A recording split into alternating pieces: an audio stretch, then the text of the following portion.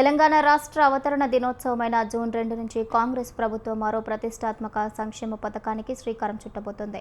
ఇందిరమ్మ బీమా పథకాన్ని తీసుకువస్తున్నట్లు deputy CM Bhatti Vikramarka అధికారికంగా ప్రకటించారు.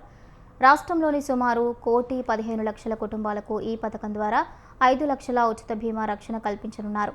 కుటుంబంలో ఏదైనా అనుకోని ప్రమాదం లేదా విపత్తు సంభవించినప్పుడు ఆ కుటుంబం రోడ్డున పడకుండా ఆర్థికంగా నిలదొక్కునేందుకు ఈ బీమా మొత్తం ఎంతో దోహదపడుతుంది.